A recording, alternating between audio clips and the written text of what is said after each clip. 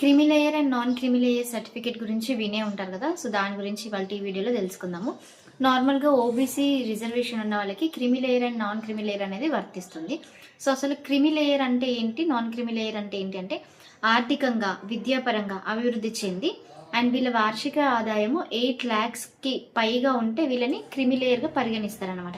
అంటే వీళ్ళ శాలరీ కానివ్వండి, వ్యవసాయ ఆదాయము ఇవన్నీ మినహాయించి వీళ్ళకి 8 lakhs కంటే ఎక్కువ ఉంటే వీళ్ళు క్రిమి లేయర్ అనమాట. నెక్స్ట్ వీళ్ళకి రిజర్వేషన్స్ అనేటివి వర్తించవు. నాన్ క్రిమి లేయర్ అంటే 8 lakhs కంటే తక్కువగా ఉన్న వాళ్ళని నాన్ క్రిమి లేయర్గా పరిగణిస్తారనమాట. సో వీళ్ళకి రిజర్వేషన్ అనేది వర్తిస్తుంది. విద్యా సంస్థలలో కానివ్వండి, కేంద్ర ప్రభుత్వ ఉద్యోగాలలో 27% రిజర్వేషన్ అయితే కల్పిస్తున్నారు. యాక్చువల్లీ ఈ క్రిమి లేయర్ వల్ల కూడా చాలా మంది జాబ్స్ కొట్టిన వాళ్ళు ఉన్నారు. ఎస్ఐ కానిస్టేబుల్ జాబ్స్ అప్పట్లో మనకి తెలంగాణ తర్వాత రిజర్వేషన్స్ని ఇది కొత్తగా అప్పుడు కేంద్ర ప్రభుత్వం ఇంప్లిమెంట్ చేసినప్పుడు.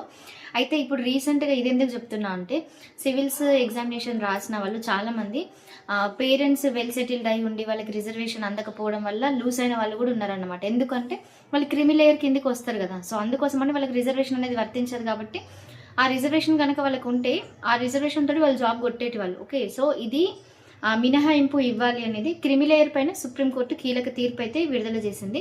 ఓబీసీ రిజర్వేషన్ ఉన్న వాళ్ళు ఎవరైనా కూడా క్రిమి లేయర్ హోదాని జస్ట్ తల్లిదండ్రుల యొక్క ఆదాయాన్ని బేస్ చేసుకొని మాత్రమే డిసైడ్ చేయలేము.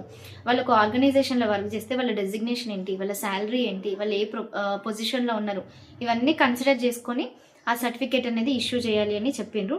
ఎందుకంటే సివిల్స్ ఎగ్జామినేషన్ క్లియర్ చేసిన క్రిమి లేయర్లో పొరపాటు వల్ల చాలామంది అంటే లూజ్ అయిన వాళ్ళు ఉన్నారనమాట. సో అందుకోసమని క్రిమి లేయర్ సర్టిఫికేట్ అనేది చాలా చాలా important. Just based on parents income వల్ల సర్టిఫికేట్ ఇష్యూ చేయడం కరెక్ట్ కాదని తేల్చి చెప్పడం జరిగింది.